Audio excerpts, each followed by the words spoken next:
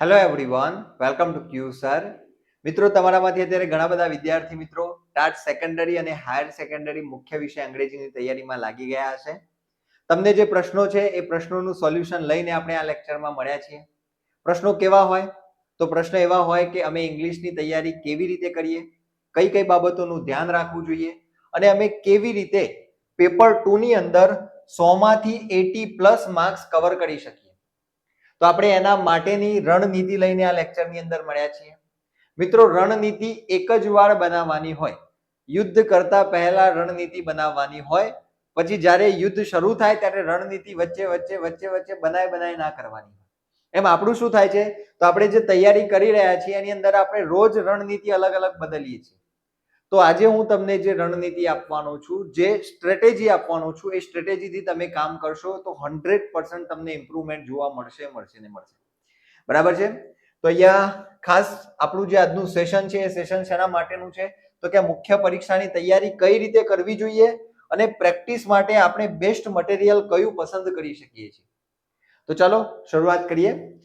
સૌથી પહેલા મિત્રો, અહીંયા ઈ બુક માટે ઘણા બધા વિદ્યાર્થી મિત્રો મને પૂછતા હોય છે કે સાહેબ અમે આ ઈ બુક્સ ને કેવી રીતે જોઈન કરી શકીએ છીએ. ટાટ હાયર સેકન્ડરી મુખ્ય વિષય ઇંગ્લિશ માટેની આપણી આ ઈ બુક છે. આ ઈ બુક ની અંદર તમને નવી પેટર્ન,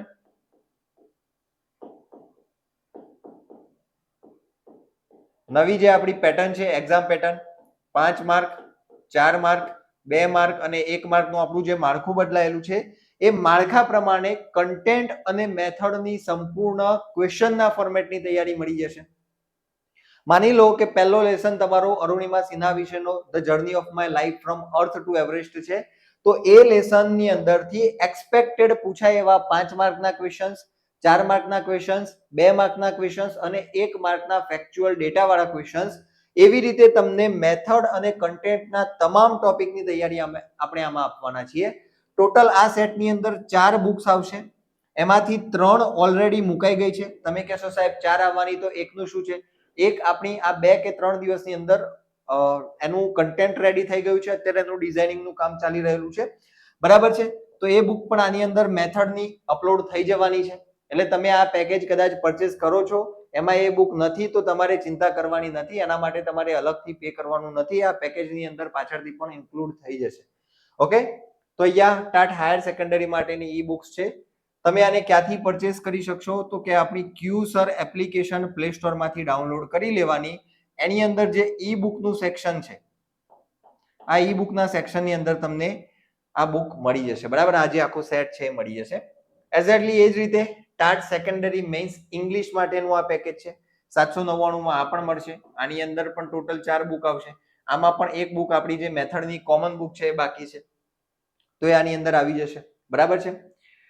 ટાટ સેકન્ડરી અને હાયર સેકન્ડરી, સાહેબ અમે આ બંનેમાં ક્વોલિફાય કરી જઈએ એવા હોઈએ તો અમારા માર્ક્સ બંનેની અંદર સારા થાય છે, અમે બંનેની મેન્સ માટે એલિજિબલ થઈએ એવા છીએ, તો તમારા માટે આ પેકેજ છે.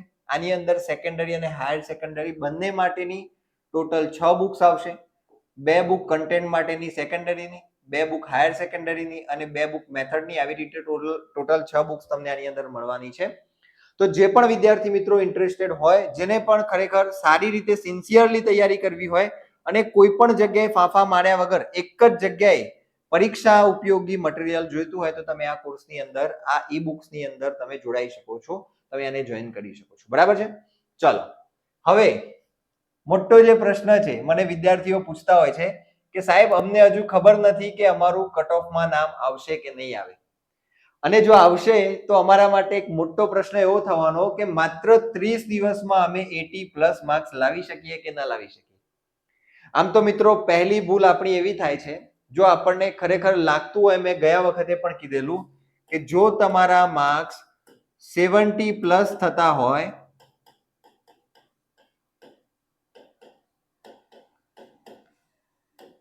તૈયારી સ્ટાર્ટ કરી દેવી જોઈએ.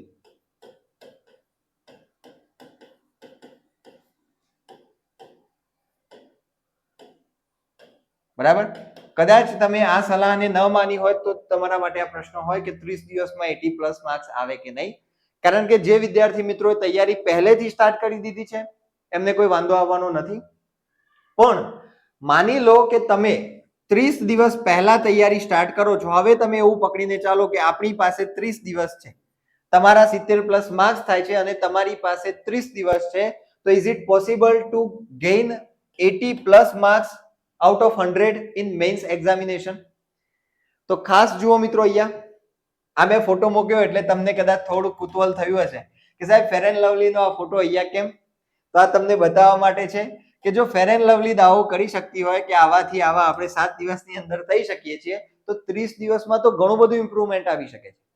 અને એ ઇમ્પ્રુવમેન્ટ આવું ખાલી એડિટિંગ વાળું નથી, એ ઇમ્પ્રુવમેન્ટ હું તમને પ્રેક્ટિકલી બતાવવાનો છું કે કેવી રીતે આવી શકે છે. હા, આપણે એવું કહી શકીએ છીએ કે 30 દિવસમાં 80 પ્લસ માર્ક્સ લાવવા એ મુશ્કેલ છે, ટફ છે, મુશ્કેલ છે પણ અશક્ય નથી.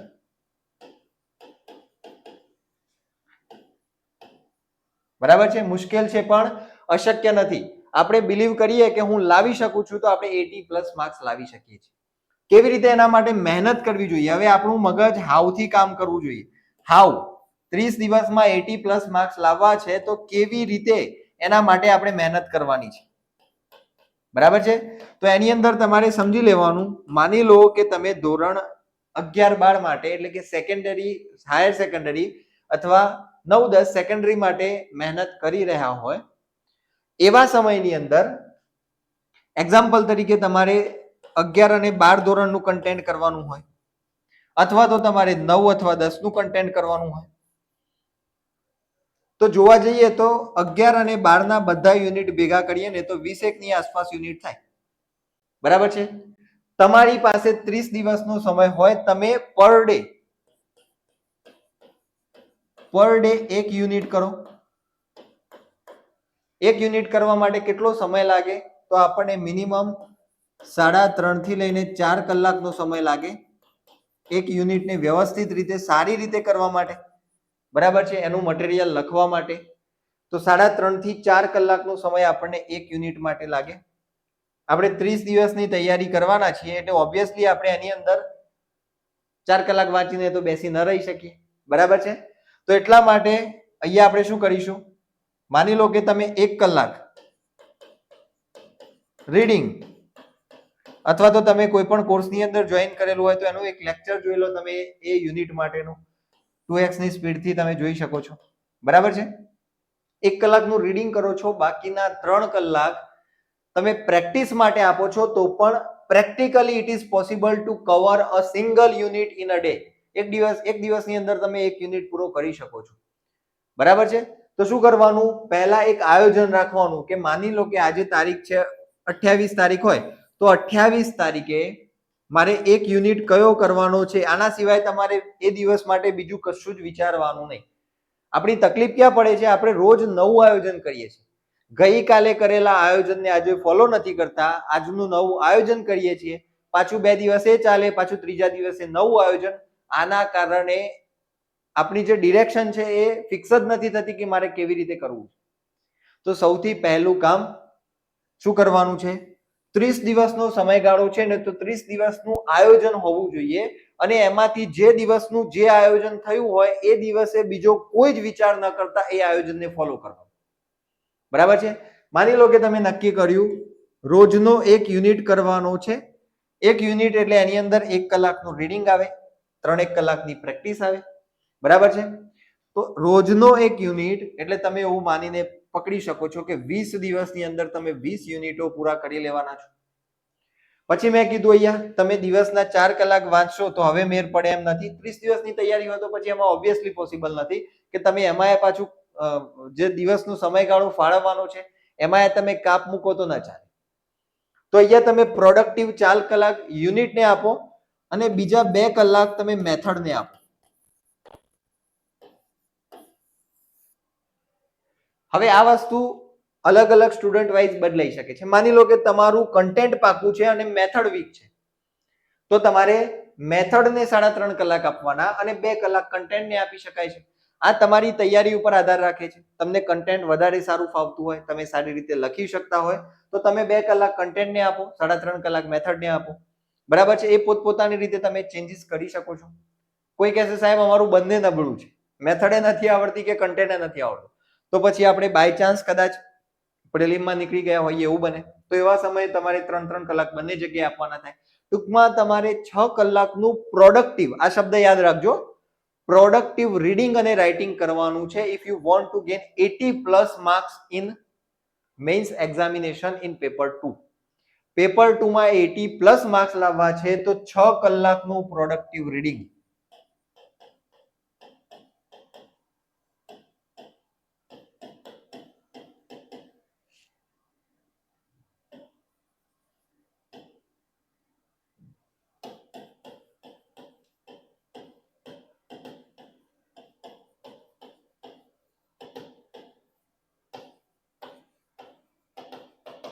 પ્રોડક્ટિવ રીડિંગ અને રાઇટિંગ 6 કલાકનું હોવું જોઈએ. જો તમે 30+ માર્ક્સ લાવવાનું વિચારી રહ્યા છો તો, સોરી 80+ માર્ક્સનું લાવવાનું વિચારી રહ્યા છો 30 દિવસમાં, તો બરાબર છે. ઘણાને એવું લાગતું હશે કે સાહેબ આ પ્રેક્ટિકલ નથી લાગતું, બરાબર છે, આપણું માઇન્ડ બિલીવ નહીં કરે તો એ પ્રેક્ટિકલ નથી થવાનું. અને હું 100% કહી શકું છું કે તમે જો આ વસ્તુ સ્વીકારી નથી શકતા મગજથી, તો તમારી સાથે આવો ચમત્કાર ક્યારેય નહીં બને. જે માણસ પહેલા એવું વિચારી શકે છે, જે માણસ નક્કી કરી શકે છે, એ જ કંઈક કરી શકે છે, બરાબર છે. જે અદ્રશ્યને જોઈ શકે છે એ જ અસંભવને કરી શકે છે, આવું એક ઇંગ્લિશની અંદર વાક્ય છે, બરાબર છે. જે વ્યક્તિ ઇનવિઝિબલને જોઈ શકે છે એ જ ઇમ્પોસિબલ ટાસ્ક કરી શકે છે. ઇટ મીન્સ કે અત્યારે આપણા માટે 80+ માર્ક્સ એ શું છે, આપણને દેખાતા જ નથી કે મને આવશે, બરાબર છે. તો પહેલા એને બિલીવ કરવું પડશે કે આઈ am able to gain 80+ marks, હું લાવી શકું છું. તો આ જે છે એ વસ્તુ ખાસ ધ્યાનમાં રાખવાની છે. 6 કલાકનું આયોજન, હું વધારે કલાકોની વાત નહીં કરું, 14 કલાક 12 કલાક આ બધા મિથ છે. માણસની કેપેસિટી હોય અને એ કેપેસિટી પ્રમાણે આપણે વાત કરીએ તો 3 કલાક તમે કન્ટેન્ટને આપો, 3 કલાક તમે મેથડને દિવસની અંદર આપો. 3 કલાકની અંદર કોઈ પણ ભોગે તમારો એક યુનિટ કન્ટેન્ટની અંદર પૂરો થતો હોવો જોઈએ.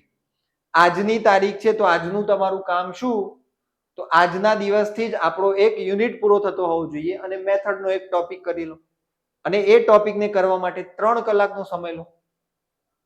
મેથડના તમે મોસ્ટ પ્રોબેબલી ટોપિક્સ જોવા જશો તો 25 ની આજુબાજુ ટોપિક થાય, તો દિવસનો એક ટોપિક મેથડમાં કરીએ તો પણ થઈ જાય. છતાં આપણી પાસે 5 દિવસ રિવિઝનના વચ્ચે આપણે સેટરડે રિવિઝન કરતા રહીએ તો પણ થાય. તમે કહેશો સાહેબ રાઇટિંગ પ્રેક્ટિસ, આ રાઇટિંગ પ્રેક્ટિસ સાથેનો જ હું ટાઈમ કહું છું. માની લો કે ગ્રામર ટ્રાન્સલેશન મેથડ છે અથવા તો સ્ટ્રક્ચરલ એપ્રોચ છે, તો એને વાંચવા માટે કે 3 કલાકનો ટાઈમ ન જોઈએ, 1 કલાકની અંદર સરળતાથી એ વસ્તુ વંચાઈ જાય અને એકદમ સરસ રીતે સમજાઈ જાય, વંચાઈ જાય, બરાબર છે. બાકીના 2 કલાક તમારે એને લખવાના આપવાના છે. તો ખાસ યાદ રાખો કે આવું રિઝલ્ટ તો કદાચ આપણને જોવા મળે નહીં મળે, પણ 30 દિવસની અંદર તમે 6 કલાક નિરંતરતાથી કામ કરી શકશો, સાતત્યપૂર્ણ કામ કરી શકશો, તો આ વસ્તુ શક્ય છે, બરાબર છે. હવે ખાલી આ મહેનત 6 કલાકની મહેનતથી જ 80+ માર્ક્સ આવશે એવું નથી. આપણે એવું વિચારી લઈએ કે હું 6 થી 7 કલાક મહેનત કરીશ પણ તો પણ મારા 80+ માર્ક્સ આવી જશે, નહીં. એના માટે ઘણા બધા ફેક્ટર્સ જરૂરી છે. તો પહેલી વસ્તુ આ યાદ રાખો કે આટલું તો મિનિમમ કરવાનું છે. એના પછી બીજો તમારો જે ઇમ્પોર્ટન્ટ પોઈન્ટ છે પ્રીવિયસ પેપર્સના આધારે તૈયારી કરવાની. પ્રીવિયસ પેપર્સ, હવે અહીંયા પેપર્સ વર્ડ આવવો જ ના જોઈએ. પ્રીવિયસ પેપર્સની અંદર એક પેપર HS માટેનું છે, એક પેપર સેકન્ડરી માટેનું છે. 2023 ની અંદર જે પેપર લેવાયેલા આવા આપણી પાસે 2 પેપર્સ અવેલેબલ છે. તો એ પેપરને જોઈશું ને તો આપણને આઈડિયા આવશે. શું આઈડિયા આવશે?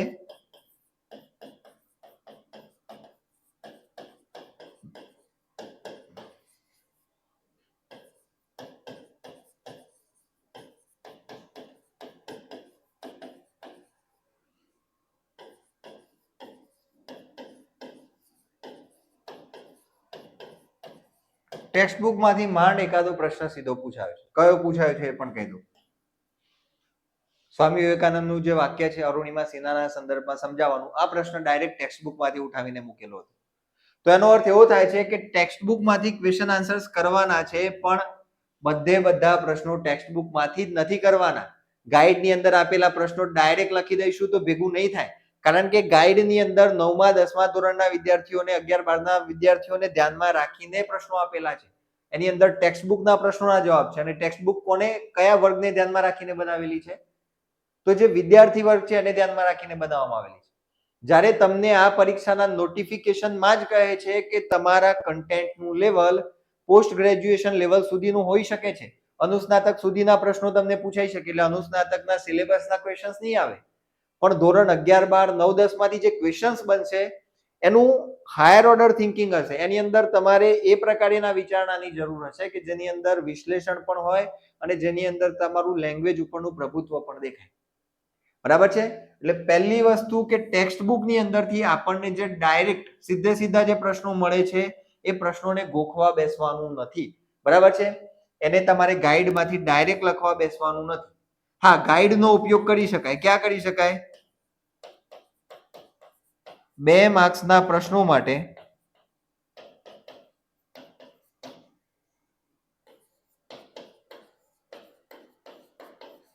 ડાયજેસ્ટ અથવા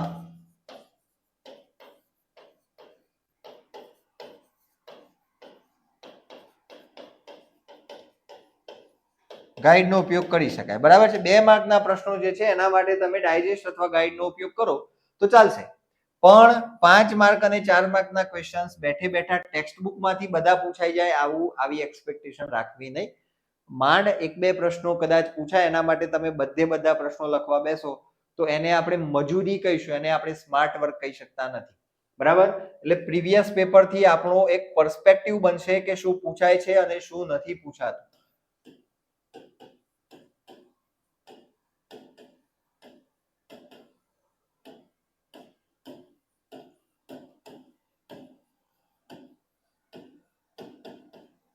આ વસ્તુ આપણી ફાઇનલ થશે, શું પૂછાય અને શું ન પૂછાય, આના માટે આપણું માઇન્ડ શ્યોર થશે. ક્લિયર છે? ચલો, તો પ્રીવિયસ પેપરની અંદર બીજું તમને શું જાણવા મળશે? તો પ્રીવિયસ પેપરની અંદર તમને એક લેવલ જોવા મળશે કે કયા લેવલથી મારે તૈયારી કરવાની છે. એમાં તમને ક્વેશ્ચનનું લેવલ જોવા મળશે. તમે જોશો ને તો મેન્સના પેપરમાં ક્વેશ્ચનનું લેવલ અઘરું નથી, છતાં પણ એ ક્વેશ્ચન્સ આપણને મુશ્કેલ લાગે છે. એનું કારણ સમજો. જુઓ, હું તમને અત્યારે એક ક્વેશ્ચન આપું, explain the grammar translation method, its merits and demerits. Grammar translation method સમજાવો, એના મેરિટ્સ અને ડિમેરિટ્સની ચર્ચા કરો. ગ્રામર ટ્રાન્સલેશન મેથડ લગભગ જેટલી પણ ફેકલ્ટી છે ને એક્ઝામ્પલ તરીકે વસ્તુ લે છે, છતાં જ્યારે તમે આજે લખવા બેસો છો તો એની અંદર તમને મુશ્કેલી પડે. તો આ મુશ્કેલી શેની છે? આપણી પાસે કન્ટેન્ટ નથી, આપણને ગ્રામર ટ્રાન્સલેશન મેથડ શું છે એ ખબર નથી, એની છે? બિલકુલ નહીં. આ મુશ્કેલી છે ઇંગ્લિશ લખવાની, લેંગ્વેજ બેરિયર. એને આપણે કહીશું લેંગ્વેજ બેરિયર.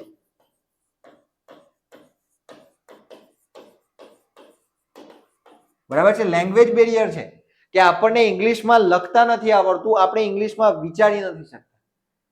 તો મુશ્કેલી પ્રશ્નો અઘરા છે એની નથી, પ્રશ્નો સિમ્પલ છે, પણ મુશ્કેલી એ છે કે આપણને જે આવડે છે એને આપણને ઇંગ્લિશમાં ગોઠવતા નથી આવડતું.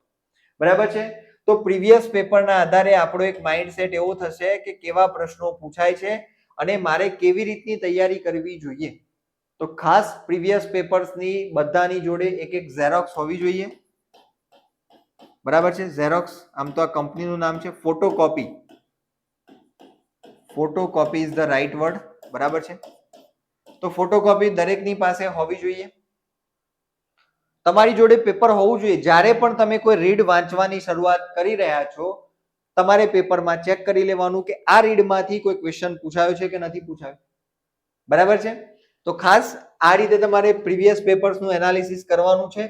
આની અંદર તમે પ્રિલિમના પેપર પણ જોઈ શકો છો, એમાંથી પણ તમને ટોપિક્સ ખબર પડશે કે કયા કયા ટોપિકમાંથી પ્રશ્નો પૂછાઈ શકે એવા છે. ફેક્ચ્યુઅલ ડેટા વાળા ક્વેશ્ચન્સ કેવા પૂછાયા છે 1 માર્કની અંદર, તો એ આપણને સમજાશે. બરાબર છે? 2 માર્કની અંદર કેવા પ્રશ્નો પૂછાયા છે અને એનો જવાબ કેટલા લેન્થમાં લખી શકાય એવો છે તો એ સમજાશે. તો એના માટે તમારે પ્રીવિયસ યર ક્વેશ્ચન પેપર્સનું એનાલિસિસ કરવાનું છે. પહેલો પોઈન્ટ શું છે? 30 દિવસનું આયોજન. સમરાઇઝ કરજો આ વસ્તુને. આયોજન કરવાનું છે, પ્રીવિયસ યર પેપર્સનું એનાલિસિસ કરવાનું છે. ત્રીજી વસ્તુ, પરીક્ષાની તૈયારીમાં થતી ભૂલો. તો આ ભૂલોની અંદર પહેલી ભૂલ એવી છે કે ડાયરેક્ટ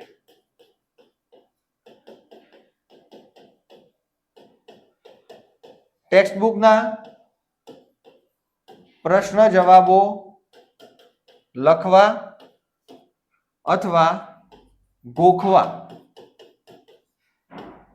બરાબર છે, એક આ ભૂલ થાય છે જે મેં હમણાં વાત કરી. બીજી ભૂલ શું થાય છે? ટ્રાન્સલેશન. મેં અગાઉના વિડીયોની અંદર પણ વાત કરી હતી.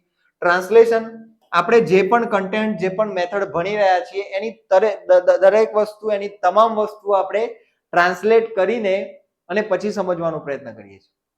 અને આપણને એ નથી ખબર પડતી કે આ જ ટ્રાન્સલેશન આપણને એક્ઝામની અંદર મોટામાં મોટી મુશ્કેલી ઊભી કરીને આપે છે.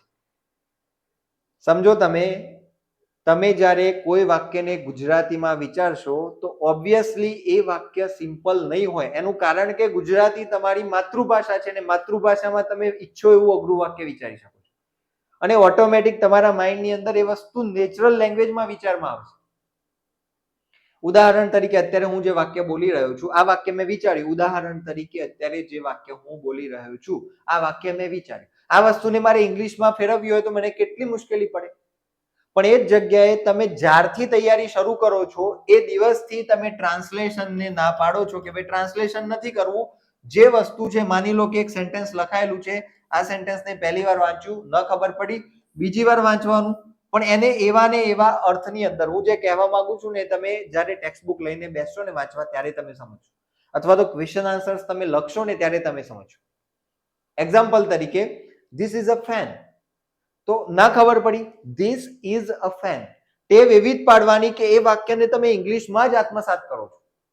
એ વાક્યને તમારે ગુજરાતી કરવું પડે, પછી એને સમજવું પડશે. જો આ વાત થઈ તો આપણને આપણી પાસે મટીરિયલ ભેગું થશે, આપણા માઇન્ડમાં ડેટા ભેગો થશે, પણ આપણું પ્રેઝન્ટેશન સ્કિલ નહીં સુધરે. બરાબર? એટલે આ જે ગેપ છે ને એ ઘણા બધા વિદ્યાર્થી મિત્રો નથી સમજી શકતા. હું જે કહેવા માંગુ છું કદાચ અત્યારે તમારી સાથે કનેક્ટ થઈ રહ્યું છે કે નહીં, કનેક્ટ થઈ રહ્યું હોય તો એકવાર મને કમેન્ટ બોક્સમાં જણાવજો, કારણ કે મારી પાસે અત્યારે એવો કોમ્યુનિકેશનનો કોઈ રસ્તો નથી કે હું વાતચીત કરી શકું ડાયરેક્ટ. પણ આ વસ્તુ સમજજો કે ટ્રાન્સલેશનથી શું થાય છે, આપણે માઇન્ડમાં અઘરામાં અઘરું વાક્ય વિચારીએ છીએ, અને ઇંગ્લિશમાં તો એટલું અઘરું વાક્ય આપણને ટ્રાન્સફોર્મ કરતા આવડતું નથી. તો મુશ્કેલી ત્યાં થાય છે ને એટલા માટે જે માઇન્ડ બ્લેન્ક થવાના પ્રશ્નો છે ને એ ઊભા થાય છે. તો સૌથી પહેલું કામ આ 30 દિવસની તૈયારીમાં નો ટ્રાન્સલેશન.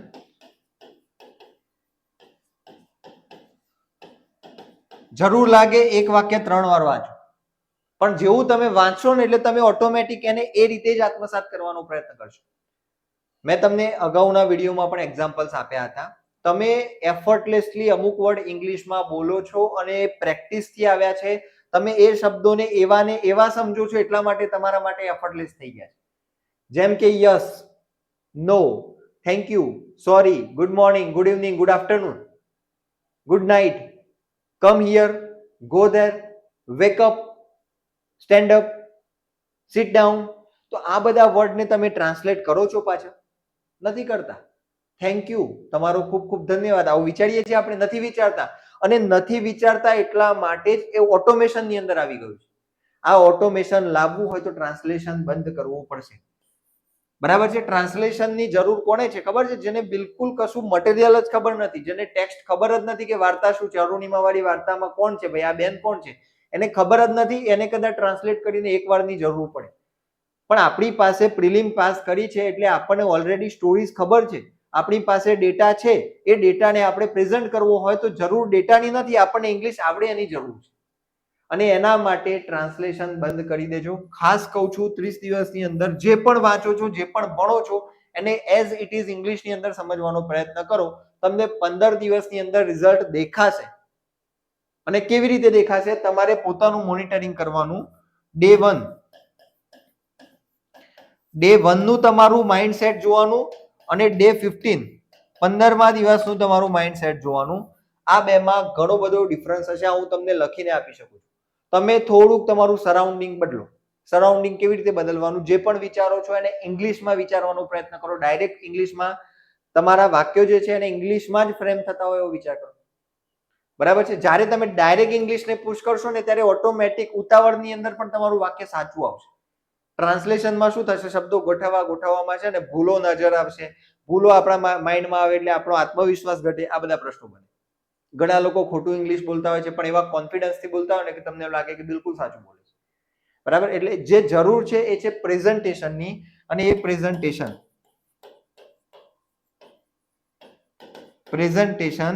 આપણને ક્યાંથી મળે છે?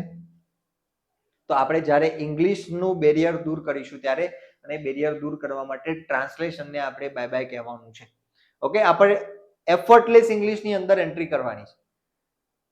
આપણે જો ખરેખર સાચા અર્થની અંદર કોઈ બાબતને લખવી હશે ને જેવી જોઈએ છે એવી લખવી હશે તો વી મસ્ટ બી એફર્ટલેસ. આપણે એફર્ટલેસ થવું પડે. એફર્ટલેસ એટલે ઓટોમેશન. અને એ કેવી રીતે આવશે? તો જે પણ કન્ટેન્ટ આટલા દિવસોમાં હવે તૈયારી કરવાના તમે, એને 30 દિવસમાં તમે એક ટાર્ગેટ બાંધો, ડે 1 અને ડે 15. આનું મોનિટરિંગ તમે જાતે કરજો અને પછી મને 15 દિવસ પછી જરૂર લાગે તો આ વિડીયો પર કમેન્ટ કરજો કે સાહેબ યસ ઇમ્પ્રુવમેન્ટ દેખાઈ રહી છે. બરાબર છે? ચાલો, તો પરીક્ષાની તૈયારીમાં થતી ભૂલ એક આ છે. બીજી એક ભૂલ કઈ થાય છે? તો આપણે આખા હવે રીડ વાંચીએ છીએ. રીડ વાંચવા અથવા લેક્ચર્સ જોવા, બરાબર છે. માની લો કે તમે કોઈ કોર્સની અંદર જોઈન કરેલું છે, આપણો કોર્સ હોય તો એની અંદર પણ માની લો કે તમે કન્ટેન્ટના રીડ, હવે જે બેચની અંદર તમે જોઈન કર્યું હશે એ બેચની અંદર જે ટીચર હશે એ ટીચર એમની સામે એક મોટો વર્ગ છે, વર્ગને ધ્યાનમાં રાખીને ભણાવતા હશે. માની લો કે ક્યુ સર છે, તો ક્યુ સર ની અંદર જે વિદ્યાર્થીઓ છે એ વિદ્યાર્થીઓને બધાને ભણાવવા માટે હું ભણાવતો હોઈશ. એમાં માંડ 70 સુધીનો વિદ્યાર્થી પણ હશે અને એમાં 140 અથવા 150 પ્રિલિમમાં લાવવા વાળો વિદ્યાર્થી પણ હશે. એટલે મારી ફરજમાં શું આવે? તો મારે બધાને સમજાય એવી રીતે, વ્યવસ્થિત રીતે દરેક વસ્તુને ટુ ધ પોઈન્ટ, ધીમે ધીમે લો લેવલથી એને સમજાવવાની થાય. પણ તમને ખબર હોય કે આપણું લેવલ આવું છે, આપણે આ વસ્તુને ખરેખર ગ્રાસ્પ કરી શકીએ છીએ વિધાઉટ વોચિંગ અ લેક્ચર, તો શા માટે લેક્ચર જોવું જોઈએ ભાઈ? એક લેક્ચર જોવાની અંદર તમારો 1 કલાક બગડે છે. તો સમય અત્યારે વેલ્યુ છે, આપણે ટાઈમ ઇઝ મની અત્યાર માટે. એક સમય એવો હતો કે આપણા જે પૂર્વજો એટલે આપણા દાદા ને બધા 20 રૂપિયા બચાવવા માટે 20 મિનિટ ચાલતા હતા, કારણ કે એ વખતે પૈસાની કિંમત હતી. આજે 20 મિનિટ બચાવવા માટે 20 રૂપિયા ખર્ચી નાખવાનો સમય છે, કારણ કે આપણને ખબર છે કે 20 મિનિટ મને 100 રૂપિયા બરાબર થવાની છે, મારા માટે વધારે પ્રોડક્ટિવ છે. તો આ વસ્તુનું મૂલ્ય સમજો. જરૂર લાગે તો આખા રીડ વાંચવાની જરૂર નથી, એની સમરી જોઈ લેવાની, બરાબર છે. અથવા લેક્ચર્સ આપેલા છે, ટીચરની જવાબદારીમાં આવે છે, એમને બધાને ધ્યાનમાં રાખીને, કારણ કે ઘણા એવા છે કે જેને રીડ ક્લિયર નથી હોતા, તો એમના માટે ટીચર ભણાવતા હોય, પણ જરૂરી નથી કે બધું આપણા માટે જ છે. આપણને ખબર હોવી જોઈએ કે મારા માટે આમાંથી કેટલું. સરકારી પરીક્ષાની તૈયારીમાં એ જ વ્યક્તિ સફળ થાય છે કે જેને એટલી ખબર પડે કે આમાંથી મારા કામનું કેટલું. વિવેક બુદ્ધિની વાત તમે સાંભળી હશે. વિવેક બુદ્ધિ એટલે શું? તો મારા માટે કેટલું અને મારે કઈ જગ્યાએ કેટલું ઉપાડવાનું છે. આ જે સમજી શકે છે એની મહેનત સ્માર્ટ થશે, એ થાકશે નહીં અને ખૂબ સારી રીતે એ પ્રિપેર કરી શકશે. ક્લિયર છે? તો પરીક્ષાની અંદર કોઈ બહુ વધારે રોકેટ સાયન્સની જરૂર નથી. ડાયરેક્ટ ટેક્સ્ટ બુકના ક્વેશ્ચન આન્સર્સ ન કરો, બરાબર છે. એમાંથી અમુક સિલેક્ટેડ ક્વેશ્ચન્સ જ તમે કરવાના, બરાબર. બાકી ગાઈડનો ઉપયોગ કરીને બધું લખી દેવું બિલકુલ નહીં કરવાનું. ટ્રાન્સલેશન 30 દિવસ સુધી સદંતર બંધ કરી દો. જે જેવું છે એવું ને એવું એને સમજવાનું, એવી રીતે એને આત્મસાત કરવાનો પ્રયત્ન કરો. Try to memorise it. Memorise એટલે ગોખવાની વાત નથી કરતો, પણ 2 વાર તમે એ વાક્યને દિલથી સમજશો ને એટલે વસ્તુ તમને એવા જ વાક્યના ફોર્મેટમાં યાદ આવશે, બરાબર છે. વોરિશિયસ રીડર બનશો. વોરિશિયસ રીડર એટલે કેવી રીતે? તો જે કન્ટેન્ટ એની અંદર દેખાય છે, વોરિશિયસ એટલે ખાઉદરો. જેમ ખાઉદરો માણસ ઘણા દિવસે ખાવાનું મળે તો કેવી રીતે ખાય, એવી રીતે તમે જે કન્ટેન્ટ વાંચો છો ને એ કન્ટેન્ટને એવું ને એવું આત્મસાત કરી લેવાનો પ્રયત્ન કરો. તમે કહેશો સાહેબ બધું નથી સમજાતું, તમે જે કહો છો એ બધું પ્રેક્ટિકલી પોસિબલ નથી. ભાઈ મેં પોતે પ્રયત્ન કર્યો છે, મને આ બધી વસ્તુના અનુભવ થયા છે અને એ અનુભવ હું તમારી સાથે શેર કરી રહ્યો છું. તમારે એક વસ્તુનો અનુભવ કરવો હોય તો કરો. તમે તમારા આજુબાજુનું સરાઉન્ડિંગ માત્ર 3 દિવસ સુધી, વધારે પણ નથી કહેતો, 3 દિવસ સુધી તમે ઇંગ્લિશનું એક્સપોઝર વધારો. ઇંગ્લિશનું એક્સપોઝર એટલે તમારા ઇનપુટની અંદર સાંભળવામાં કે જોવામાં કે વાંચવામાં તમે ઇંગ્લિશને વધારો.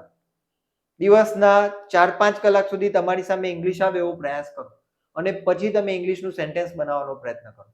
ઓટોમેટિકલી તમારા વર્ડ્સ, ઓટોમેટિકલી તમારા સેન્ટેન્સીસ કરેક્ટ ફોર્મેશનમાં આવશે, જેવા જોઈએ એવા લખાશે. એનું કારણ શું છે? તો તમારું ઇનપુટ વધારે ગયું તો આઉટપુટ વધારે આવશે. એક્ઝેક્ટલી એ જ રીતે જ્યારે તમે વાંચો છો તો ઇનપુટને ઇંગ્લિશમાં જ જવા દો તો આઉટપુટ ઇંગ્લિશમાં સારું આવશે. બરાબર, સાયકોલોજીકલી બાબત છે, સમજાયેલી છે.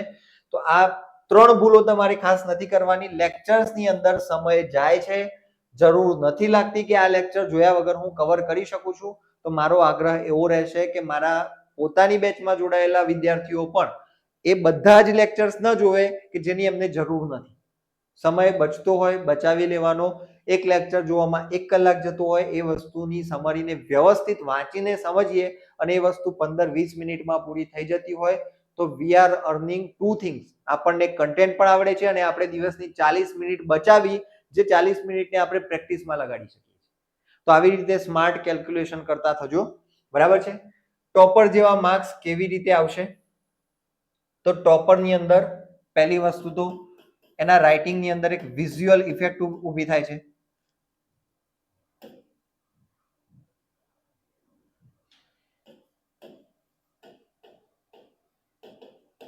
વિઝ્યુઅલ ઇફેક્ટ ઊભી થાય એવું એમનું લખાણ હોય છે. હું બતાવું છું કેવી રીતે હોય છે. બરાબર છે. બીજું કે એમનું જે કન્ટેન્ટ છે ટુ ધ પોઈન્ટ હોય છે. એકના એક વસ્તુને ગોળ ગોળ ફેરવીને નથી લખેલું હોતું. અને બીજું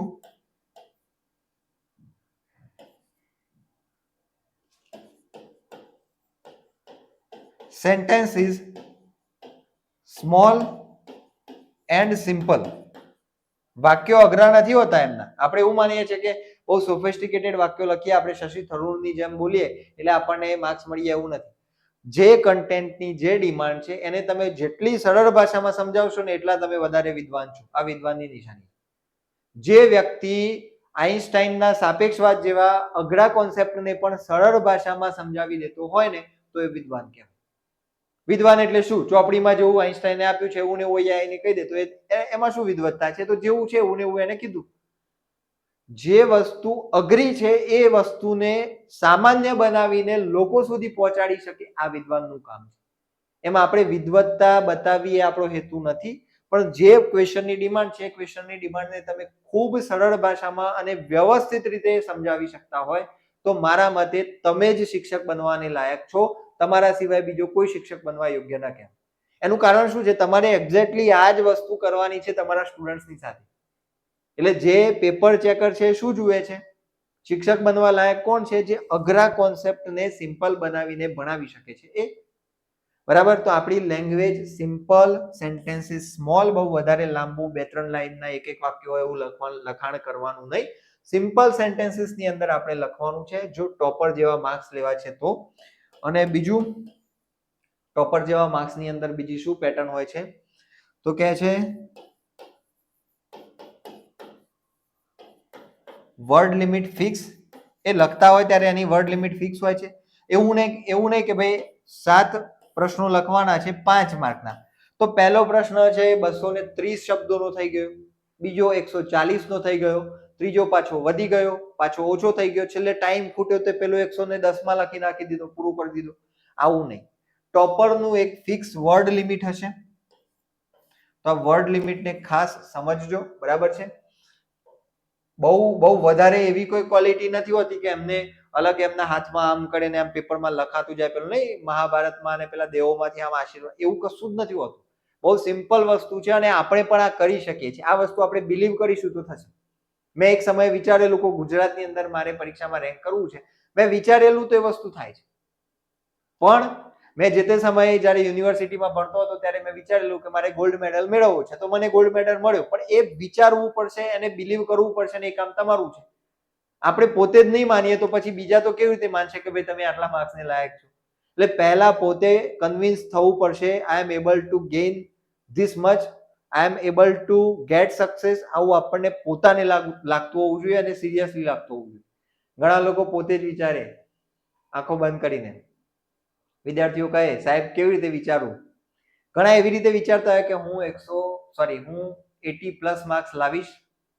પછી અંદર પોતાનું જ આ વાક્ય સાંભળીને પોતે હસી લેતા તારા 80+ આવશે. માઇન્ડ આવું કહેશે શરૂઆતમાં, આ બધું જ થશે. પણ એની એક આદત પાડો. 30 દિવસ પછી માઇન્ડ સિરિયસ થશે કે ના રોજ કહે છે ભાઈ કંઈક તો હશે, 70 તો લાવશે. હજુ ટેવ પાડો. એ વસ્તુ જ્યારે તમારા માઇન્ડની અંદર એ તમે એને કન્વિન્સ કરી શકશો એનું પરિણામ જોવા મળશે, તમારી મહેનત પણ વધશે. પછી તમારો પ્રશ્ન બીજો એવો થાય જ્યારે તમે કન્વિન્સ થઈ જાઓ ને ત્યારે કે કેવી રીતે 80+ આવશે, તો એ જે છે ને એ મહેનત તમારી વધારશે. બરાબર? એ ટોપર કોઈ અલગ દુનિયાના માણસો નથી, એલિયનો નથી, એ આવું જ બધું કરે છે, પણ એ પોતાની જાતે કન્વિન્સ છે કે હું આટલું મેળવી શકું છું એટલા માટે એમને મળે છે. આપણે કન્વિન્સ નથી કે હું આટલું મેળવી શકું છું એટલે આપણને નથી મળતું. આ એક ગેપ છે. બરાબર છે? જો અહીંયા હું ક્વેશ્ચનના આન્સર્સ, ચિંતા ના કરો, આ કોઈ ટોપરના અક્ષર નથી, આવા અક્ષર આપણે ફેસ કરવાના નથી. આ કમ્પ્યુટર જનરેટેડ છે, પણ ડેમો માટે લઈને આવ્યો છું કે આવી રીતનું પાનું હોય ને એવી આની અંદર આવી રીતનું લખાણ હોય તો જોવા વાળાનું 100% આના માટેનું આકર્ષણ થાય કે ન થાય એટલું મને કહેજો. અહીંયા છે ગ્રામર ટ્રાન્સલેશન મેથડ GTM. તો પહેલા એનું ઇન્ટ્રોડક્શન, એક લાઈન છોડી, ડેફિનેશન બ્લુ કલર થી લખેલું છે. આ રેડ પેન વાળું તમારે રેડ પેન નો ઉપયોગ નથી. બરાબર છે? રેડ પેન નો ઉપયોગ નથી કરવાનો. ગ્રીન પેન, ગુલાબી પેન બધાનો ઉપયોગ નથી. બ્લેક અને બ્લુ નો ઉપયોગ થઈ શકે છે. તો અહીંયા બ્લુ કલર થી ડેફિનેશન લખ્યું છે. હવે આખું ગામ બ્લુ પેન થી લખવાનું હોય પેપર, તો તમારે શું કરવાનું? બ્લુ પેન થી મેઇન પોઈન્ટ્સ લખવાના અને બ્લેક પેન થી જવાબો લખી શકાય છે. બરાબર છે? તો definition, grammar translation method is the oldest and traditional method of teaching English. In this method, the teacher translates every English word, phrase and sentence into the mother tongue so that student can understand easily. સરળતાથી વિદ્યાર્થીઓ સમજી શકે છે. હવે એક વસ્તુ તમે અહીંયા નોટિસ કરો, જો આ હાંસિયો છે, રેડી? હાંસિયાથી અહીંયા સુધીની એક જગ્યા છૂટેલી દેખાય છે, જુઓ. પણ હું જે તમને કહેવા માંગતો હતો લેક્ચરની અંદર પણ મેં ઘણી વાર વાત કરેલી કે આ જે અલાઇનમેન્ટ છે તમારું, આ અલાઇનમેન્ટ સારું હશે ને તો જ આ લખાણ સારું દેખાશે. પાછળ જગ્યા છોડી તો છોડી, પણ આ અલાઇનમેન્ટ કેવું ચોખ્ખું છે. પણ એ જ જગ્યાએ તમે લખતા હોય, એક લાઈન અહીંયાથી શરૂ થતી હોય, બીજી અહીંયાથી થતી હોય, પાછી એક અહીંયાથી થતી હોય, તો એ બહુ જ ખરાબ દેખાય છે. એટલે નક્કી કરવાનું કે આપણે જો ખરેખર વિધાઉટ લાઈન અહીંયા અલાઇનમેન્ટ થી લખી શકીએ છીએ તો જ થોડીક જગ્યા છોડવાની, બાકી અહીંયા અડીને પણ લખી શકાય છે. બીજું કે અક્ષર બહુ સરસ અહીંયા જે છે આ સિમ્પલ, આપણે અહીંયા તમે જુઓ કર્સિવમાં નથી લખેલું. બરાબર છે? સિમ્પલ વર્ડની અંદર લખાણ લખેલું છે. તો આવી રીતે તમે કેલિગ્રાફીની અંદર લખાણ કરી શકો છો. કર્સિવ રાઇટિંગનો આગ્રહ હું એટલા માટે ના પાડતો હોઉં છું કારણ કે કર્સિવમાં પછી પેપર ચેકરને મુશ્કેલી પડે, અને મુશ્કેલી પડે એટલે એનું પરિણામ એમને કઈ જગ્યાએ કાઢવાનું છે? આપણા ઉપર. તો એ મુશ્કેલી ન પડે એના માટે બને ત્યાં સુધી કેલિગ્રાફીનો ઉપયોગ કરવાનો છે. જુઓ અહીંયા આ રીતનું લખાણ હોય. હવે એની અંદર મેઇન ફીચર્સ પૂછ્યા હોય તો પહેલા તમે ઇન્ટ્રોડક્શન કર્યું. આ ઇન્ટ્રોડક્શન અહીંયા આ પાનાની અંદર આખામાં થઈ જાય, પણ તમે એકચ્યુઅલ પેપરમાં લખશો તો એ આટલામાં પૂરું થશે. બરાબર છે? વચ્ચે લાઈન છોડશો એક એક એક તો એ થોડુંક વધારે થશે. એના પછી main features of grammar translation method.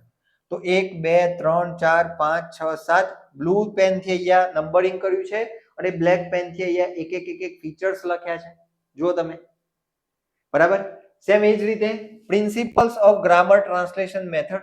Grammar translation મેથડના પ્રિન્સિપલ્સ, તો એની અંદર બ્લુ પેન થી અહીંયા શું કરેલું છે? જુઓ તમે, બ્લુ પેન થી લખેલું છે અને બ્લેક પેન થી એનું જે લાંબુ લખાણ છે લખેલું છે. બ્લુ પેનને બુલેટ પોઈન્ટ્સમાં યુઝ કરવામાં આવેલું છે. તો અહીંયા જુઓ તમે આ વસ્તુને સમજશો તો તમારું લખાણ પણ બહુ સરસ છે. Translation helps understanding. ટ્રાન્સલેશનથી અન્ડરસ્ટેન્ડિંગ બને છે. તો એના માટે foreign words, phrases and sentences are understood best through translation લખ્યું. પછી ટ્રાન્સલેશન હેલ્પ્સ લર્નિંગ. લર્નિંગમાં ટ્રાન્સલેશન હેલ્પ કરે છે. Comparison helps grammar learning. તો અહીંયા ટ્રાન્સલેશનની વાત કરી. હવે એડવાન્ટેજ અને ડિસએડવાન્ટેજ જોશો ને તો તમને એની અંદર એક વસ્તુ તમને અહીંયા જોવા મળશે. જો આ એડવાન્ટેજીસ છે, ટ્રાન્સલેશનની અહીંયા વાત કરી.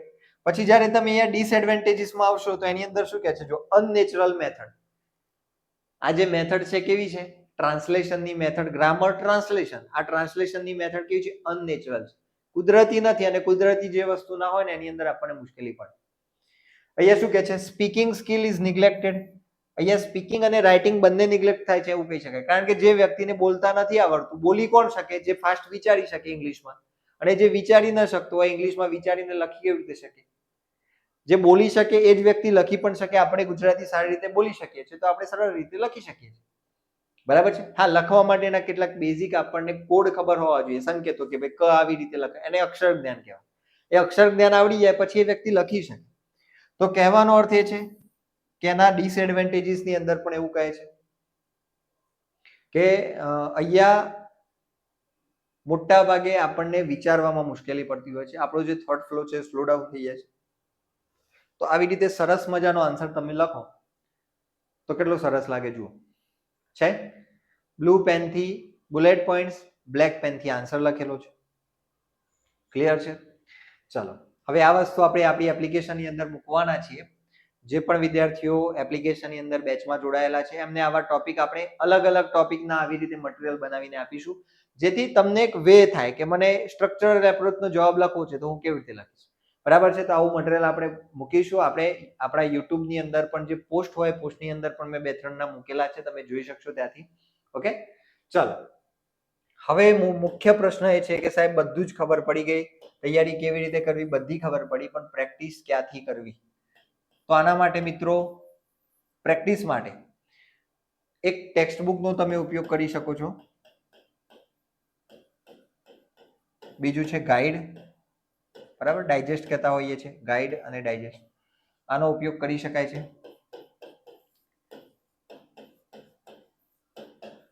ગૂગલ, એઆઈ, જેમિનાઈ હોય કે પછી ચેટ જીપીટી છે, બરાબર છે. ટૂંકમાં અહીંયા હું લખીશ એઆઈ જ લખી લઈએ આપણે, બરાબર. એઆઈ નો ઉપયોગ કરી શકાય છે કારણ કે આજના સમયની અંદર આ બહુ મોટું જરૂરી પાસું છે.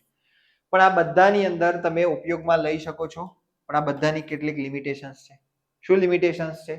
ટેક્સ્ટ બુક અને ગાઈડની અંદર તમારે કન્ટેન્ટ શોધવું પડશે અને મિનિમમ તમે 1 જ કલાક શોધશો ને ત્યારે તમે 2 પ્રશ્નોની પ્રેક્ટિસ માટેનું કન્ટેન્ટ એમાંથી શોધી શકશો.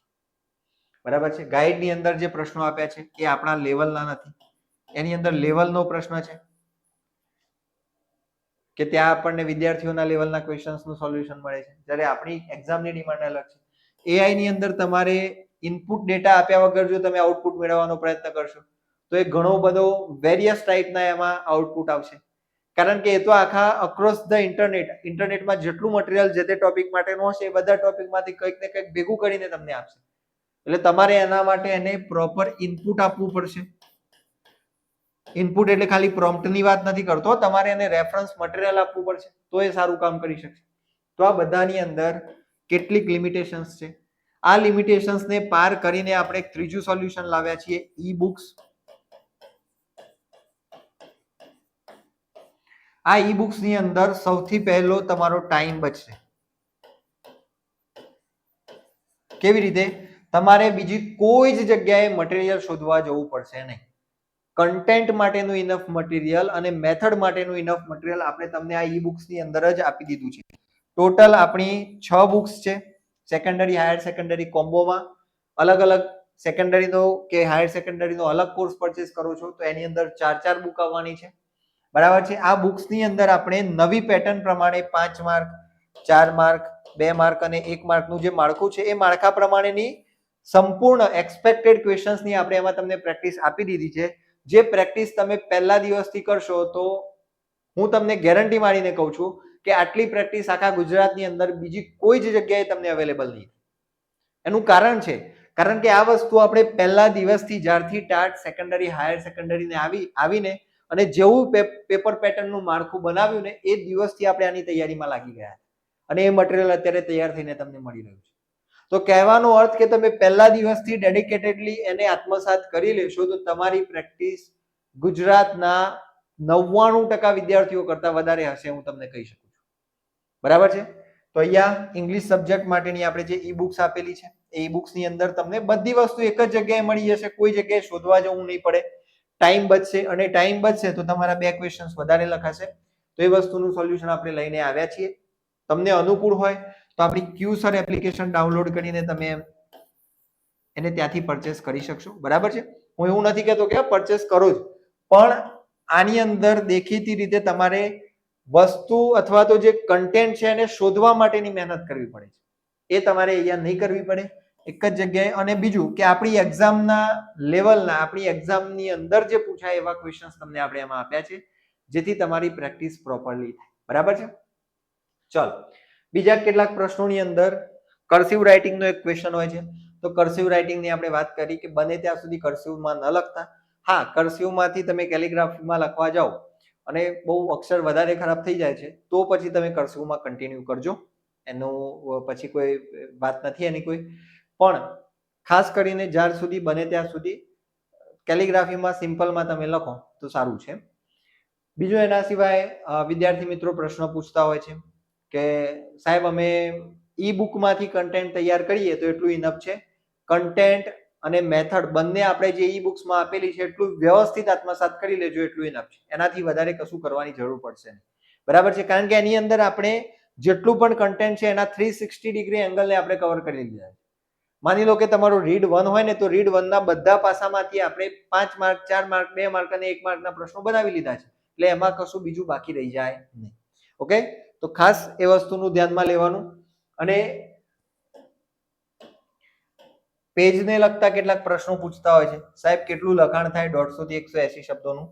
તો ફરીથી કહી દઉં, એક આખું પાનું અને બીજું પાનું અડધું. કદાચ અક્ષર આપણે હમણાં મેં તમને આ બતાવ્યું આ ટાઈપના હોય તો 2 પાના આખા થઈ શકે છે, પણ તમારે પોતપોતાના અક્ષર પ્રમાણે એ માળખું નક્કી કરવાનું છે.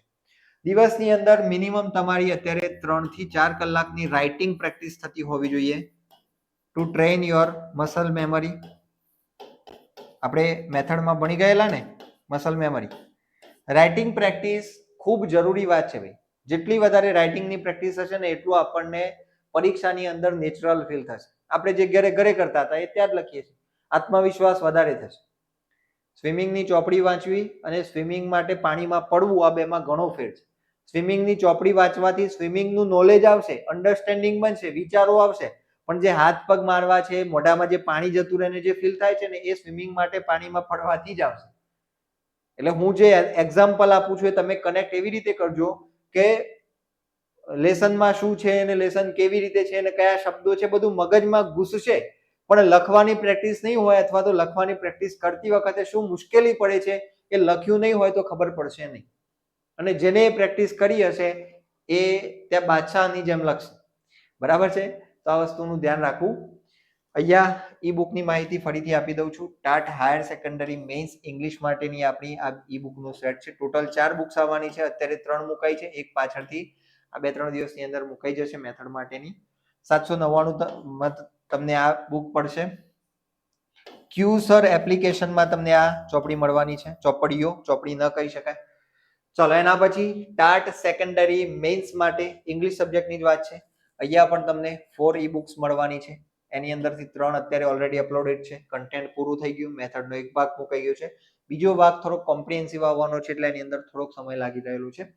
બરાબર છે? એ પણ આ વીકની અંદર જ, કારણ કે આ બંનેનું મેથડ કોમન છે એટલે એની અંદર મુકાઈ જશે. આ બંનેનો કોમ્બો છે, સેકન્ડરી હાયર સેકન્ડરીનો કોમ્બો, એ તમને 1199 પડશે. જે પણ વિદ્યાર્થીઓ આ ઈ બુક પરચેસ કરીને પ્રેક્ટિસ કરવા ઈચ્છતા હોય એ ક્યુસર એપ્લિકેશન ખાસ ડાઉનલોડ કરી લેજો. એની અંદર તમને ઈ બુકના સેક્શનમાં આ બુક્સ મળી જવાની છે. ક્લિયર છે? તો ખાસ આ વસ્તુ ધ્યાનમાં લો. એના પછી આપણા કોર્સિસ છે. પેપર 1 ગુજરાતી વર્ણનાત્મક અને પેપર 2 ઇંગ્લિશ વિષય માટે કોર્સ જોઈતો હોય તો આપણો અવેલેબલ છે. એચએસ મેઇન્સ માટેનો માત્ર એચએસ મેઇન્સ પેપર 2 ની જ તૈયારી કરવી છે તો 1999 નો આપણો એક કોર્સ અવેલેબલ છે. એની અંદર ઈ બુક આવી જશે, અલગથી પરચેસ કરવાની જરૂર નથી. સેકન્ડરી માટેનો કોર્સ છે, એની અંદર પણ ઈ બુક આવી જશે. પેપર 2 ની જ તૈયારી આવશે, ખાસ સ્પષ્ટ કરી દઉં. પછી ઘણા બધા વિદ્યાર્થીઓ આ કોર્સમાં જોઈન કરે અને પછી કહે સાહેબ અમારે ગુજરાતી પેપર 1 પણ જોઈતો હતો, અમને એ કોર્સમાં શિફ્ટ કરી આપો. તો ખાસ આ વસ્તુ ધ્યાનમાં લેજો. પેપર 2 જે છે આની અંદર પેપર 1 અને પેપર 2 બંને માટેનો આ કોર્સ છે. Okay, secondary higher secondary mains મુખ્ય વિષય ઇંગ્લિશનું પેપર 2 છે. આ બંનેની તૈયારી એટલે 9, 10, 11, 12 આ 4 ધોરણનું ઇંગ્લિશનું કન્ટેન્ટ તમારે જોઈતું હોય તો તમને આ કોર્સમાં મળી જશે. અહીંયા પણ ઈ બુક્સ અવેલેબલ છે. 6 બુક આ કોર્સની અંદર આવી જશે. 3299 નો આ કોર્સ છે. બરાબર છે? એટલે જે મિત્રો બંને એક્ઝામ માટે એલિજિબલ હોય આ કોર્સની અંદર જોઈન કરી શકો છો. ઓકે, ચાલો. તો ખાસ મિત્રો કોઈ પણ ડાઉટ હોય કમેન્ટ બોક્સની અંદર પૂછવા. મેં એક વસ્તુનો આગ્રહ રાખ્યો, રાઇટિંગ પ્રેક્ટિસ અને પ્રોપર જગ્યાએથી રાઇટિંગ પ્રેક્ટિસ કરવાની છે. એનું કારણ છે કે આપણી પાસે હવે પ્રયોગો કરવા માટે કે મટીરિયલ અલગ અલગ જગ્યાએથી શોધવા માટેનો સમયગાળો નથી. જેટલી વધારે બને એટલી પ્રેક્ટિસ કરજો. એનું પરિણામ જોવા મળશે. અને બીજો એક મારી ગોલ્ડન ટીપ હું તમને આપી છે કે ટ્રાન્સલેશન બંધ કરી દો. જે જેવું છે એવું ને એવું એને સમજો, એવું ને એવું તમે એને મગજમાં ફિટ કરવાનો પ્રયત્ન કરો. કેવી રીતે ફિટ થશે? શાંતિથી એ વાક્યને તમે તમારી સામે એક ઇંગ્લિશનું વાક્ય લો, સિમ્પલ વાક્ય, એ વાક્યને સરળતાથી એકવાર વાંચો અને બીજી વાર શાંતિથી વાંચો. તમારા માઇન્ડમાં ઓટોમેટિક એની એક સેન્ટેન્સ પેટર્ન ક્લિયર થશે કે આ કેવી રીતે બનેલું છે. એવી જ રીતે વિચારવાની આદત પડશે. 15 દિવસ સુધી આ વસ્તુ કરી જુઓ અને 15 દિવસ પછી તમે જે ઇમ્પ્રુવમેન્ટ છે, આજે શરૂ કર્યું તો તમે આજે એક કમેન્ટ કરો કે સ્ટાર્ટેડ ફ્રોમ ટુડે, ડે 1, અથવા તો એવી કમેન્ટ કરો ડે 1 સ્ટાર્ટેડ. અને 15 દિવસ પછી ડે 15 અને પછી તમારો જે અનુભવ હોય ટ્રાન્સલેશન બંધ કર્યા પછીનો એ તમારે મને જણાવવાનું છે. ઓકે, આ તમારું એક ટાસ્ક છે. આજે ડે 1 અને સ્ટાર્ટેડ એવી કમેન્ટ કરી દો, આજથી શરૂ કરો છો તો, અને ડે 15 એના પછીની કમેન્ટ તમે 15 દિવસ પછી કરજો. તમને જે ઇમ્પ્રુવમેન્ટ દેખાય છે એ આપણે એની અંદર ચકાસીશું. બરાબર? મળીશું નેક્સ્ટ વિડીયોમાં. બીજા કોઈ પણ ડાઉટ હોય કમેન્ટ બોક્સની અંદર જણાવતા રહેજો. Thank you very much.